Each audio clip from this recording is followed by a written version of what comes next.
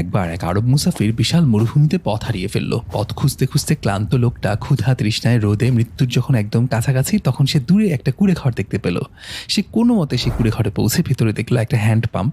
সে পাগলের মতো hand pump pump করতে শুরু করলো, কিন্তু সে বুঝতে পারলো পাম্পটা অনেক আগেই শুকিয়ে গেছে। সে একদম হতাশ হয়ে গা ছেড়ে দিল, শুয়ে পড়লো এবং তাকিয়ে দেখলো ছাদ থেকে একটা বোতল ঝুলে আছে। সে বোতলটা হাতে নিয়ে দেখলো বোতলের ভেতর পানি আছে। পানিটা খাওয়ার ঠিক আগ মুহূর্তে সে দেখলো বোতলের গায়ে লেখা যে এই পানির বোতল থেকে পানি ঢেলে তুমি পাম্প করো, তাহলে পাম্প থেকে পানি আবার উঠে আসবে এবং তুমি পানি পান করে তৃষ্ণা মেটানোর পর আবার এই বোতলটা অবশ্যই ভরে রেখে যাবে, যেন পরবর্তী কোনো মুসাফির এসে এই পানি দিয়ে আবার পাম্প করতে পারে।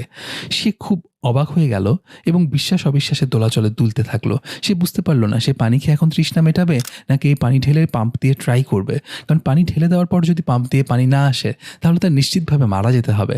আবার এতটুকু পানি সে যে খেয়ে নিবে তারপর কি হবে? যদি পাম্প করে পানি তুলতে পারে তাহলে সেই পানি সে নিয়ে যেতে পারবে। অনেক কিছু ভেবে চিন্তে সে শেষ পর্যন্ত আল্লাহর উপর ভরসা করে পানিটা ঢেলে দিয়ে পাম্প করতে শুরু করলো এবং দেখলো একটু একটু করে পানি উঠে আসছে। এবং সেই পানি খেয়ে যখন তার তৃষ্ণা মিটে গেল, সে বোতলটা আবার ভরে রাখলো। তারপর সে যখন ওই কুঁড়ে ঘর থেকে বের হয়ে আসলো, হুট করে তার মনে হলো যে আমারও তো কিছু একটা মেসেজ রেখে যাওয়া দরকার। সে আবার ফিরে গেল এবং সেই পানির বোতলের নিচে ছোট্ট করে লিখে রাখলো যে আপনি বিশ্বাস করতে পারেন, এখানে যা লেখা আছে সেটা সত্য, আমি সেভাবেই পেয়েছি।